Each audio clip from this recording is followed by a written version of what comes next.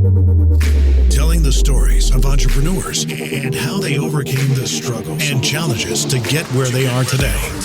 This is Believe in the Entrepreneur with Joel Sandoval, CPA.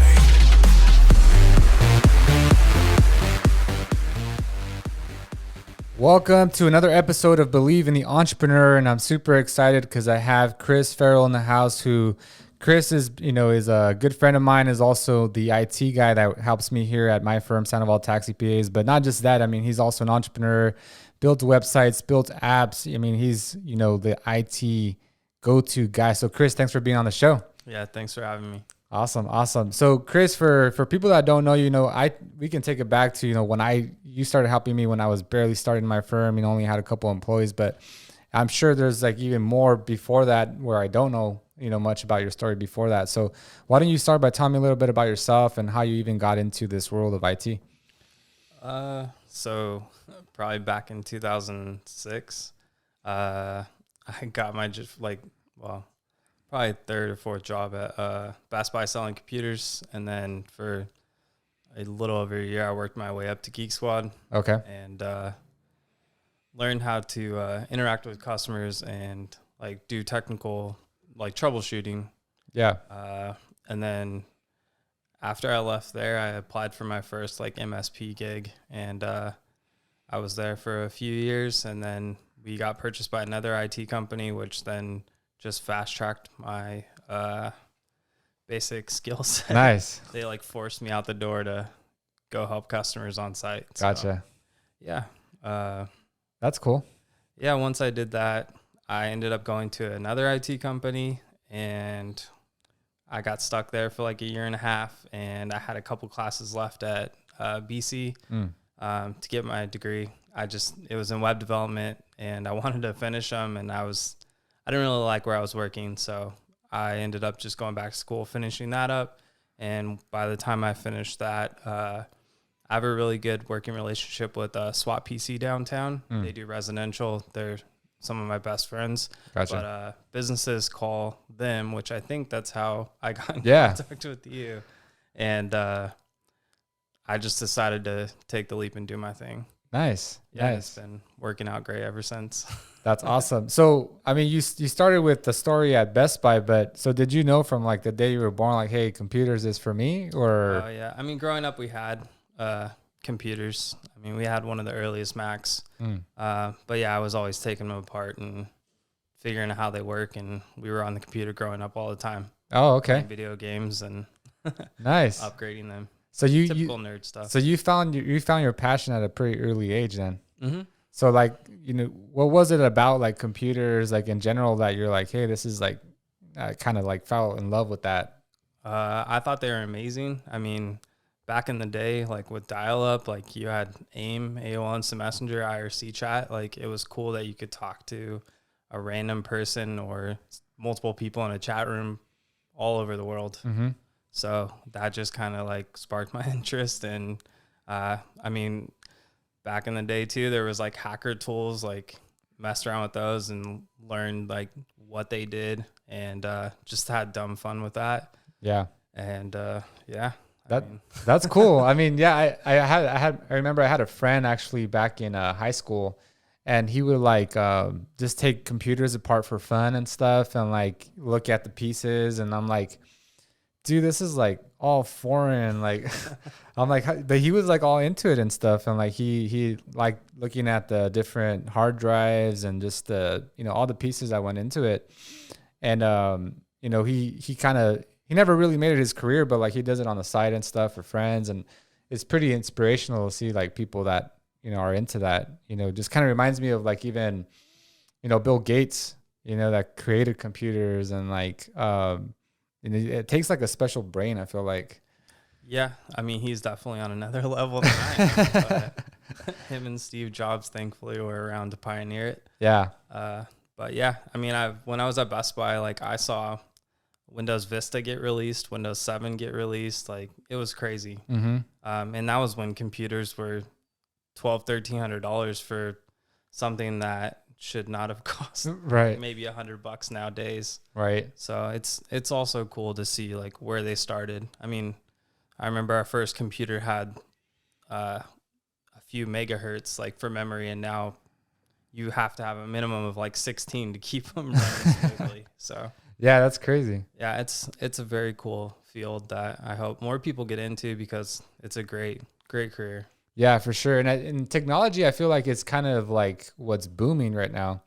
And it's almost like taking over the industries. Like you mentioned that before the show that you're even into app development, which is pretty cool because I think about like all the, businesses that are taking over the world. They're all apps. Like for example, Uber, right? It used to be all taxis, and now Uber came or also Lyft, and that took over that ride industry.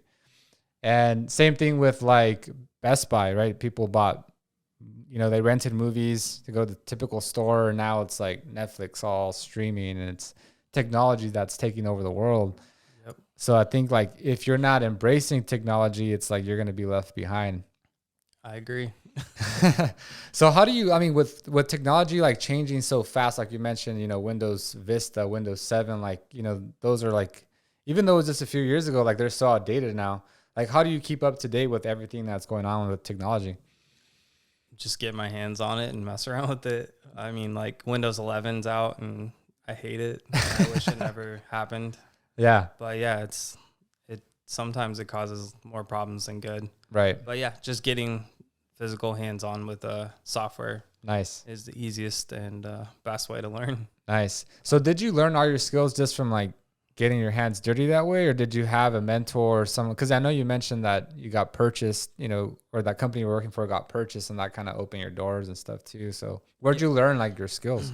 One of my good friends, he was my boss at the time, but I was a young, shy kid who barely talked, and they forced me to interact with customers and run the store, and would always give me a hard time for not speaking up. And so he pushed me to learn and taught me everything he could and just took me under his wing, which was awesome. Nice. And I try to learn as much as I can. Yeah. And try to show people so that they learn too. Yeah.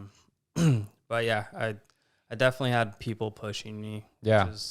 I'm very thankful for that. Yeah. And my friends down at SWAT that hand me all the referrals because they do residential. Nice. So did you get like more of the people skills from that experience, or did you get more like the IT skills from that experience? It started before we got purchased. I had to run the storefront, so that was a couple of years, and that was all interaction, and then doing small minor things like virus removals or backups and stuff like that. And then once I went to the other company, I was basically forced to learn if I wanted to keep a job. So, oh, wow. I just asked dumb questions, and I still do that today. I have a few friends that are way smarter than I am, and I always turn to them and ask them, even if it's a really ridiculous question. And I'm learning every single day. Right. So I think that's the best way to stay on top of things and to keep growing. Yeah. So for sure. So, you had obviously access to mentors, but it seems like even though you kind of figure it out on your own, though, sometimes like you just get your hands dirty and then figure it out. Yeah.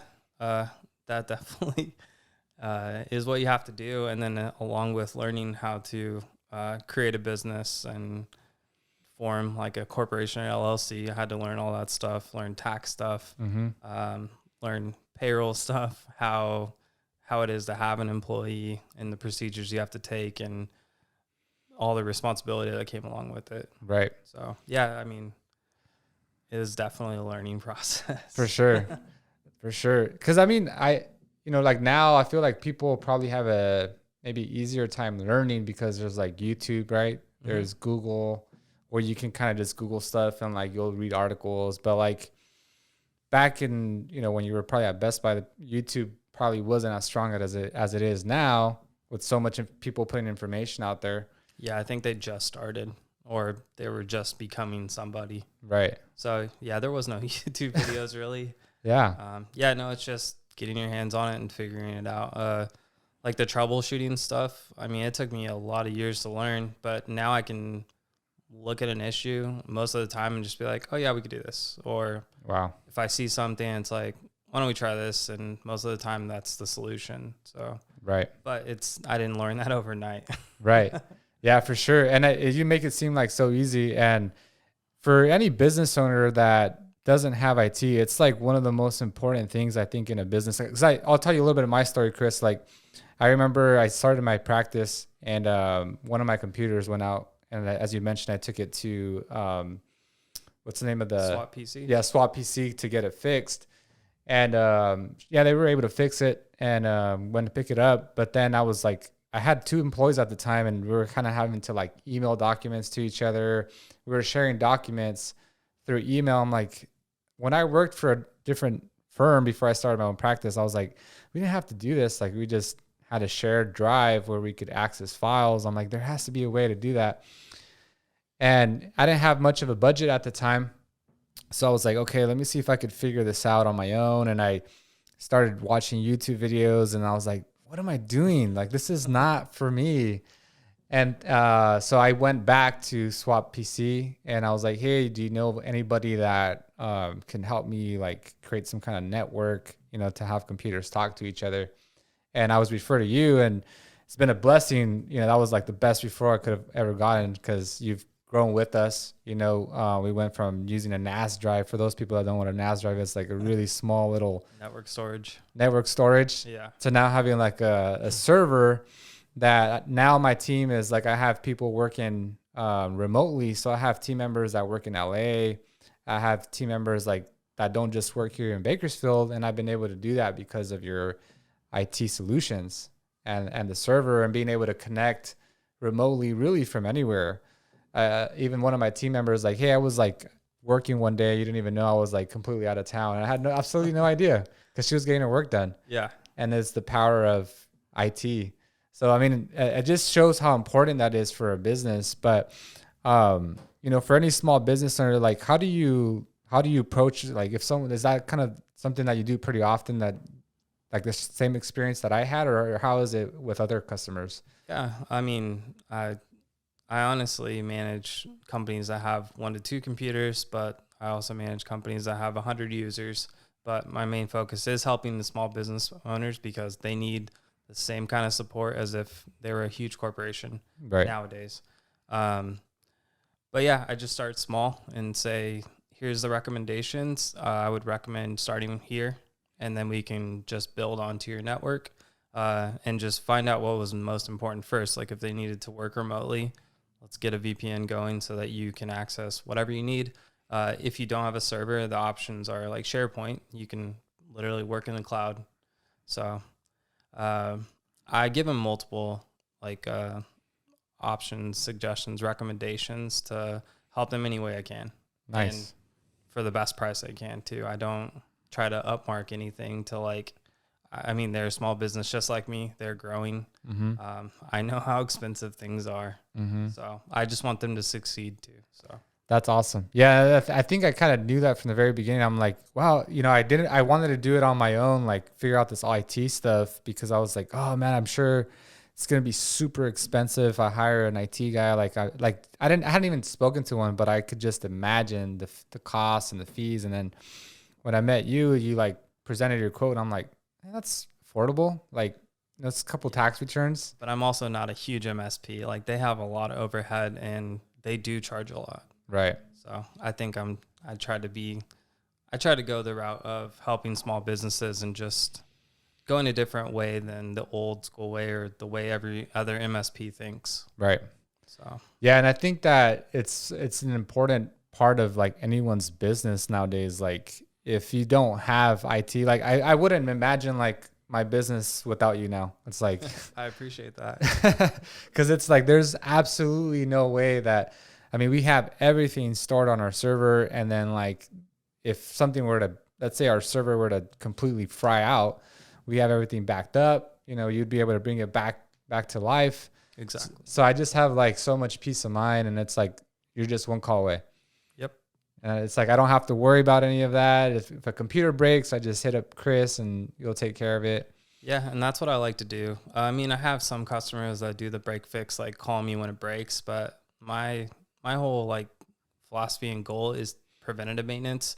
I'd rather prevent the problem from happening than waiting until it's too late. Right. So yeah, it's almost like a vehicle, right? Like you have to maintain it. Yeah, if you just wait until it breaks down, it's gonna be this huge repair cost and exactly, and downtime. yeah, downtime. Whereas opposed to like you do an oil change every 6 months, take it get service, or it might not ever break down. Yeah, but like it goes back to IT services are expensive, so I do try to work with customers any way I can. Nice. So That's awesome. I think that's one of the special things about you, Chris, is that you're pretty flexible and you understand like where they're at in business, and you just try to like you give them options, like you said. yeah, whatever I can do to help them succeed, and I'm not have to worry about IT stuff. Like that's my expertise. Right. Awesome. Just like yours is taxes. Yeah. I would come to you for questions. For sure. Awesome. So tell me a little bit, because you mentioned even before the show, like IT is obviously one of your, like that's what I use you for, but you also do other projects like app development and also web development. Like that's what you went to school for. So like, tell me about some of the projects that you're working on. Like personally or like. Yeah, just whatever, like whatever, it could be personally or business, whatever you're. Yeah. So like web development stuff, I focus on like providing like websites for small businesses. That is also a field that is very expensive. If you use a normal marketing company or a web company, you're going to be paying thousands of dollars. Right. I try to keep the cost down to get you what you need because I can pretty much provide them the same service. Mm-hmm. And I know they would rather spend this than, tens of thousands of dollars. For sure. Especially if you're getting started.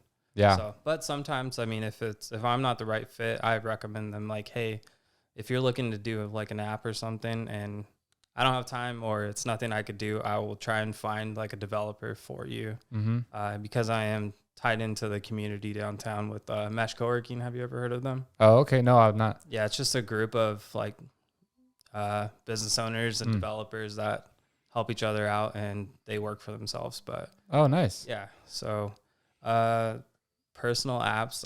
I've had an app for the tattoo industry for the past like 11 years that I've been working on, and it's been through a lot. Okay. We have it in the App Store. I do have a co-founder for that. It was working great until Facebook updated their API and killed our login. Oh, really? So it's in the process of being fixed. Gotcha. And then something that's coming out too is I'm working on a food truck app.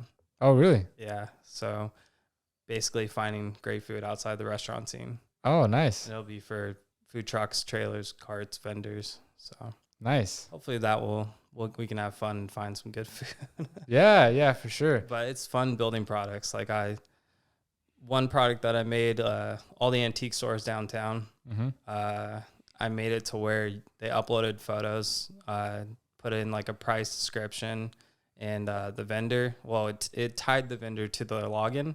And so it auto shared the social media and people could go like on Facebook, see it. And they're like, oh yeah, I like that. And then they would know who the vendor was, what price it was, and the description when they called the store went in. But the search feature was huge. Like you can type in chairs and it'll pull every single antique chair that's on the platform from all the stores. Oh, wow. So yeah, it was just like a little tool I made that helped bring them traffic.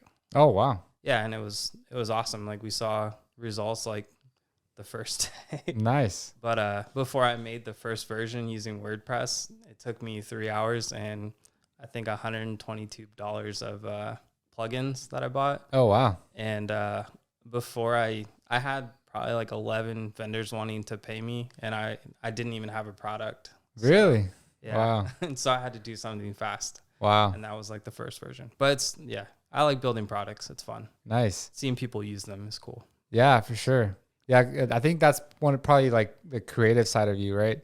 Is just like creating like ideas and putting them, into life. So, but tell me about your tattoo one, because I think I've seen it on your you advertising it before and stuff. And you said you've been working on it for like 11 years. Yeah, well, going through different developers, wasting a lot of money. Right. Upgrading the system because technology changes. but it's all been a great experience because I got to learn a lot. Nice. So what's like, what does the app do, or like, what's the whole like theory behind it? Basically finding a great quality tattoo artist, no matter what city you're in. So you could view their portfolio. You could eventually book an appointment online, which we might release. We kind of took a lot of features back to just get it out there. But pretty much it would ask if you wanted us to sync to your Instagram so that you don't have to manage multiple platforms. So if you upload a new tattoo, it just grabs everything and puts it on ours, and just gives you another opportunity to have like an online presence. And if Instagram ever went away, they'd already have something for them. Nice. But you could search style, like anything you want. Oh, wow. City, everything. So kind of like the way I understand it, maybe I'm not understanding it correctly, but the way it sounds like it's like kind of like the Yelp for tattoo artists. That's what people say. I don't really like comparing myself to a different product. I'm not trying to be the Yelp for tattoo artist. Right. But yeah, I mean, you can say anything is the Uber of this, or right. Instagram of this. But yes, many people have said the Yelp for tattoos. Nice. So, and then is that the same thing that you're doing with this whole food truck thing too, where you're connecting food trucks with people wanting to eat, or? No, I just want to my wife and I go to breweries a lot for the food trucks. I mean, Po' Boy, if you've ever had that, he's local, amazing food. But I would have never known that if I wasn't at a brewery. Right. But I mean, I've had a lot of great food on food trucks or like food vendors, like at farmers markets that are tents. Right. And people don't really know about them. Right. So it's just another way to find great food and hopefully bring business to the food vendors, especially if they're starting out as a like tent. And then eventually they want to be a truck, which is hundreds of thousands of dollars. Right. So, but yeah, I just doing something fun. Nice. I'm building it for myself, honestly. Oh. And hopefully other people want to use it. Yeah, for sure. It's almost like you're just kind of like trying to connect people, right? Like, yeah, community. Yeah, community. And it's interesting that you said, because there's like so many hidden gems, right? Like that people don't know about. There's definitely little markets that nobody knows about. Yeah. Or if they do, they just don't know how to tap into it yet. Right. And I'm sure there are food truck apps out there, but I'm just trying to make a little tool for myself, solve a problem. It's not really a problem because you can find food everywhere, but right. Yeah. I don't know. I just have fun building things. Yeah. So do you do it because you see a need in the marketplace, or are you doing it more like as a project just to have fun? So the tattoo thing, there's definitely a need for it. And we've gotten a lot of feedback from tattoo artists. We work with a bunch of them to basically get it right, or try to get it right as much as we can. Not trying to get them to think that I'm just trying to make money off the industry. We're actually providing a tool for them and for the client as well. Like, it's very intimidating walking into a tattoo shop, and I'm trying to take that away. Like, I'm trying to get rid of the intimidation. So nice. And then for the food, I'm just doing it for myself. Oh, okay. Is it so you can find food yourself, or? Yeah. And then if it takes off, it takes off. Like, I've talked to a few food truck vendors, and they're all on board. And I've learned a few things too. I thought they had to be tied to like a certain place. So they have like running water and running like a bathroom. Right. But I just found out that they can be somewhere for 2 hours without having to worry about that stuff. There's a lot of crazy rules in this town around food trucks. I think they're like anti-food truck. Right. From what I've heard from other vendors. Right. So. Interesting. Yeah, it's cool learning that stuff too. Yeah, for sure. So do you build the apps like all yourself? Because you mentioned that you also work with developers as well. Yeah, I have a co-founder that's a developer, and then I found another developer in town that I've been working with. Oh, okay. So, yeah, I would build it in like WordPress as like an MVP to see, like, get the concept going, right, and then switch it over to, like I did with the vintage stuff. I built that up in WordPress, and then I hired a developer to actually make it into like an app. I see. So gotcha. So like the concept starts basically like with the website.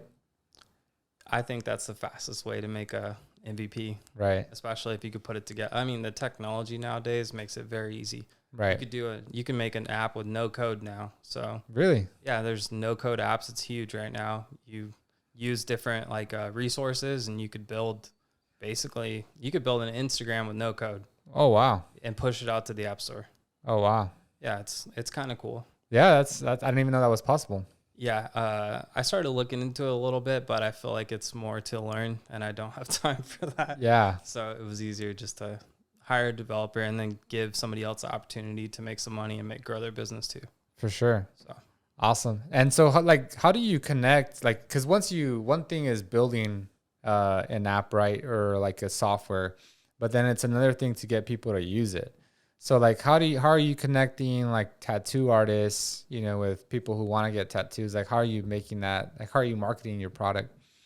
So haven't really been doing too much marketing on it. I've honestly been manually reaching out to tattoo artists, like especially during the pandemic too. I mean, we had a ton already. Like I just literally just cold messaged them on Instagram and say, hey, I'm doing this, or I'll ask a tattoo artist that they know that it's easier for like word of mouth. Yeah. Like they immediately say, okay, yeah, it's fine. But I've also had people tell me like get lost.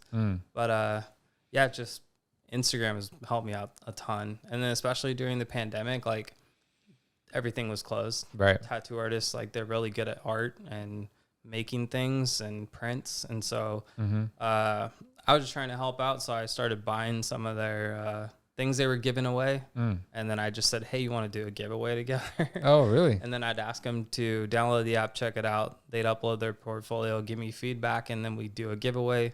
And I said, don't ship it to me. Wait until we pick a winner, and they would ship it right to them. So it was kind of nice because it helped them out tremendously and then got us exposure as well. Oh, nice. So just dumb little marketing things like that. Yeah. It's almost like you're kind of doing it like just the traditional relationship way. Yeah, I think building relationships is way better than trying to shove an ad in front of somebody. Right. So, I mean, that's the best like results and feedback that I've seen so far. Right. That I was able to produce. So, right. I mean, I've spent money on Facebook ads before and gotten nowhere. And I'd rather just spend 5 minutes of my time reaching out to somebody and actually building that relationship. Yeah. Because, I mean, you get to know somebody and you get to hear their ideas.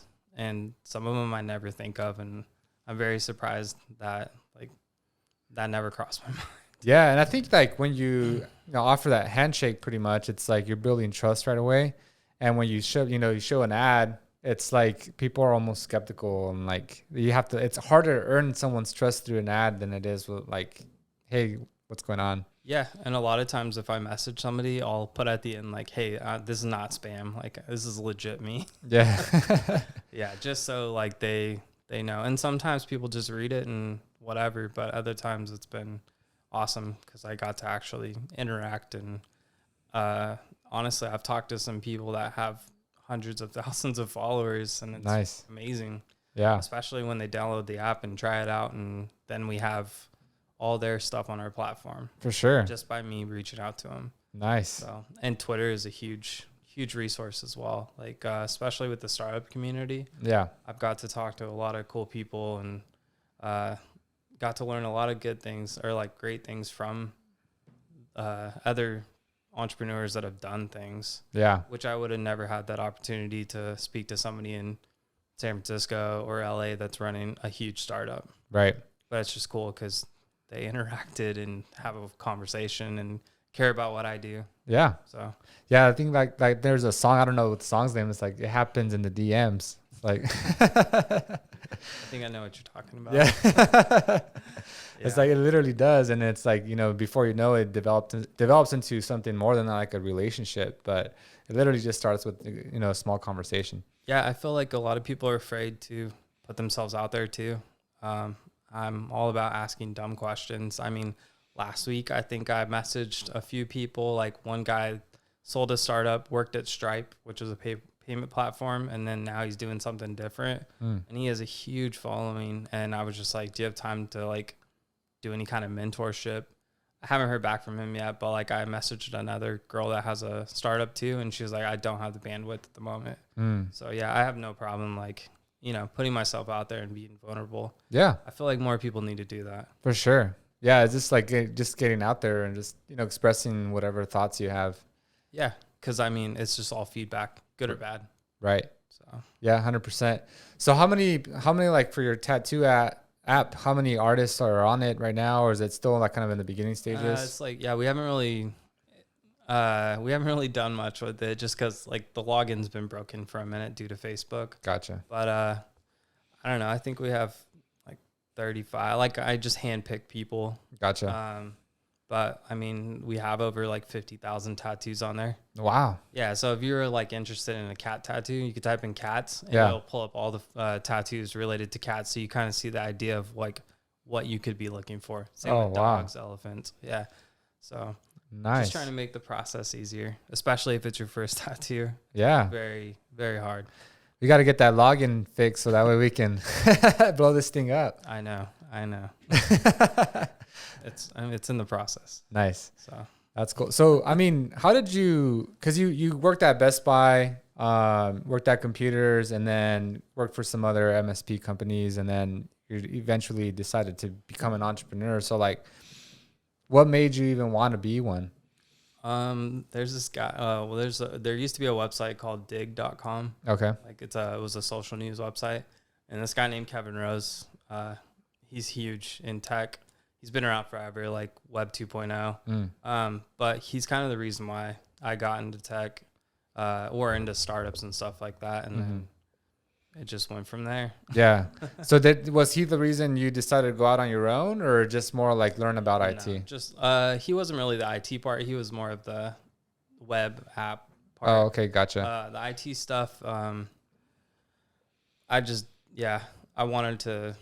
already basically was going down that path anyways, and I wanted to try and get a job in it. But Right. for a year and a half, like the managers at Best Buy were like, you need to work yourself up, like work your way up to Geek Squad. Like you prove to us that you can sell Yeah. computers and know about them, and then you can hopefully get the opportunity. But yeah, I had to work very hard to get up there. Yeah. But I feel like if anybody's getting into IT field, I would go get a job at Geek Squad. Nice. Like it's a great place to start. Yeah. So you get customer interaction and you get to actually have hands-on troubleshooting a little bit. Right. I didn't do anything crazy until my other jobs, but Right. it was still a start. Yeah, for sure. I mean, you got to get your foot in the door somehow. And it seems like Geek Squad's a great place to get started. Yeah. And then I just remember this, like, a little bit after Geek Squad, before my first MSP job, I just started like a little residential computer repair, doing like on-site stuff. But I was just promoting myself on Craigslist, like when it was actually legit and it wasn't too spammy. Gotcha. But yeah, I mean, I did that for a while and then just got a real job. Gotcha. So did you have enough clients from that residential where you're like, okay, now I can do this on my own, or what made you want to go out on your own? Well, so I was on my own at that point, just doing my own thing, but it was only strictly residential. And I wanted to get away from that just because my friends at SWAT PC did that. Yeah. And I wanted to learn more. So I went the way of business. And it's more fun, like learning networking stuff and how servers work and how everything functions. Right. So, and home users are normally just a PC and a printer. Yeah. And I hate printers. So. For sure. Yeah, that's pretty much all there is. Yeah. That's funny. So did you just was it your last, so like, let's talk about, because the last job you had before you did your own thing was where? It was another MSP company. Another MSP company. And then from there you decided just to do your own thing? Yeah. Okay. Yeah. So did something happen to that company, and is that why you started your own thing, or why did you start, or like why did you do like, hey, I'm gonna work for myself? I didn't really like the work environment and the way people were treated. A lot of times, like, I would stick up for people because I wasn't really worried about getting fired. If I got fired, oh well. But yeah, it sucked having to be the one to stand up for somebody when they shouldn't have been treated like that. Right. And I didn't want to deal with that anymore. But I met one of my best friends now from there, and another great friend. Nice. And that was the best thing to come out of it. Nice. So, and then I just, like I said, gave me an opportunity to finish my last 2 classes for my degree, which had nothing to do with my degree. Yeah. And went on from there. Nice. Did you have like pretty much like, so once you're like, okay, this is obviously not going to work out and I'm going to do my own thing. Did you just have a lot of clients from the begin with? Cause like for me, you know, I was getting paid pretty well at my CPA. Like I was working for a real estate developer, making 6 figures. And then I basically quit that job for similar reasons. Like I was unhappy. I didn't really believe in the, you know, just the way the work environment was. So then I quit that to start my practice. But I went from a 6-figure salary to 0-figure salary literally overnight because he didn't even let me give a 2 weeks notice. He let me go as soon as basically the next day. Yeah, which it was kind of the same thing. I'd mentioned to our manager, like, hey, I might go finish my last 2 classes, which there was other kids doing that too. Mm-hmm. And they took it as like I was a disgruntled employee. Oh, really? They cut my access immediately. I was like, I just mentioned this, guys. Like, but you made my decision, so thank you. Well, it was kind of nice. Yeah. They pushed me out the door, which is great. Yeah. But yeah. I mean, so did you have like any financial pressure though? Were you still like living with your parents, or you didn't have that, or? No, I was definitely living on my own. Oh, okay. Actually, I lived with one of my good friends. Okay. But yeah, no, I had other sources of income. Oh, nice. Just different little apps that I built. Oh, okay. So that let me get started, and then I was able to get more clients from SWAT PC references. Yeah. Luckily, I mean, I think it was just all perfect timing. I mean, I was getting 10 or 20 referrals like a week from them. Oh, wow. Yeah. So I was just like, I got to do this. Yeah. It just, so it was nice and I got lucky. Nice.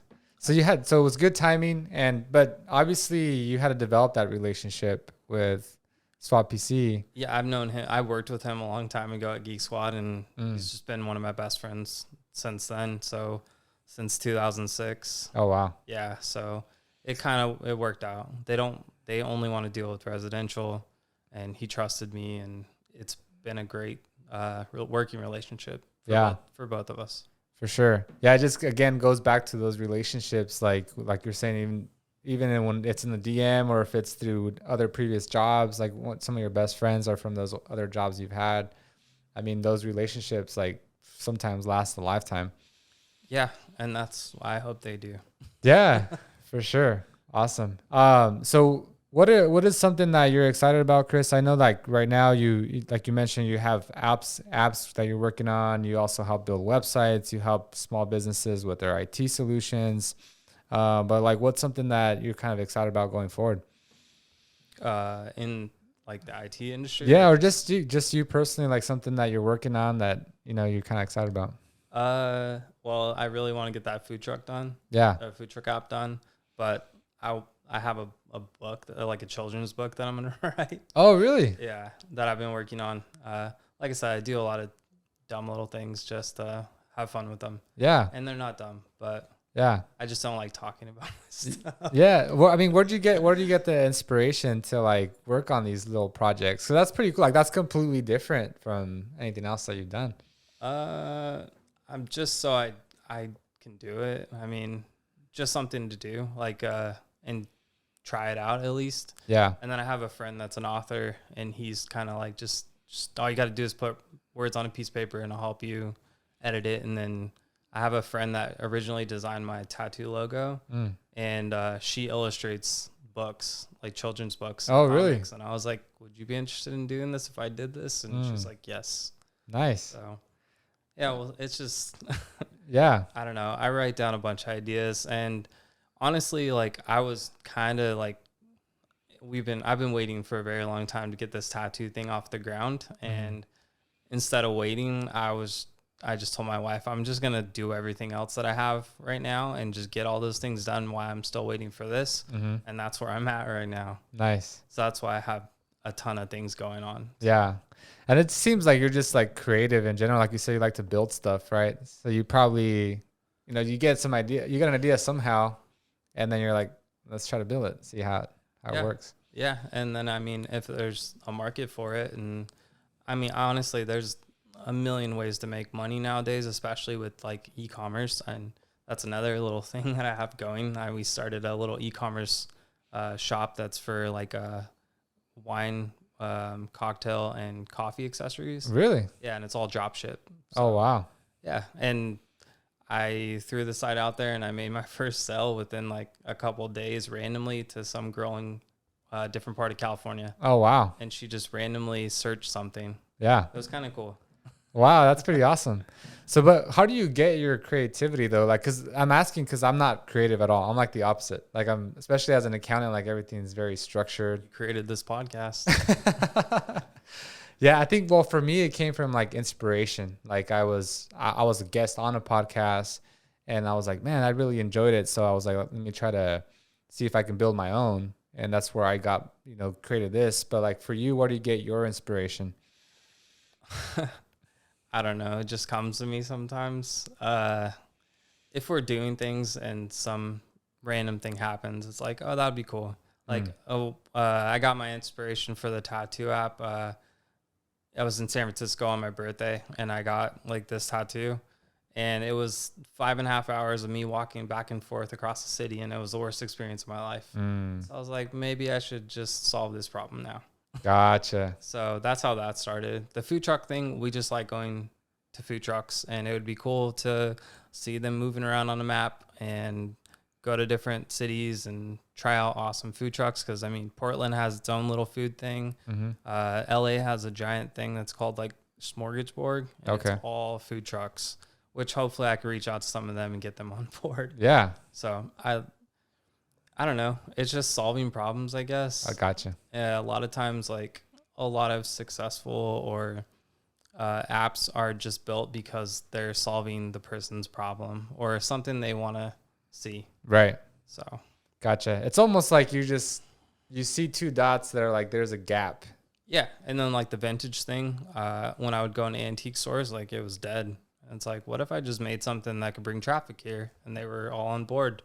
And they thought I had it already made. Oh. And that's when I had to make it real quick. But yeah, it literally took their stuff, put it on the internet for them, and made them sales. Nice. Yeah. And so, yes, putting two things together. Yeah, just connecting the dots. And then sometimes it's from your own personal bad experiences. Like I could have just imagined in San Francisco having to walk 5 hours. That sounds like pretty torture, especially with the hills and stuff. And it wasn't just a constant 5 hours. It's like go over here and then come back in like an hour or two, and then go over here and then do the same thing. It was not a fun experience. Yeah. So I mean, so much so that you're 11 years later, you're still working on the app. I'm not giving up. No, that's cool. No, the too many people want this to happen. Yeah. Especially tattoo artists. They've been very supportive, which is amazing. And that's why I'm not going to give up on it. And once we get it out there, if it fails, it fails. But so far, we've gotten a lot of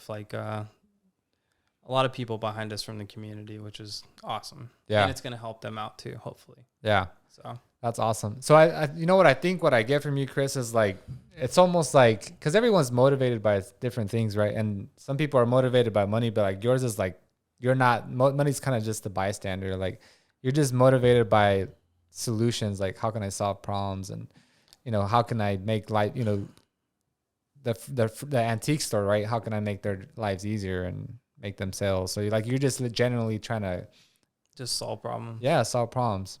Yeah, I mean, there's a lot of people that are all about money. Yeah, money's nice, but you make money all the time. I mean, it comes and goes. Right. So it's just it's something that you can go get a job anywhere and make. Right. So yeah, I'd rather not focus on making $1 million.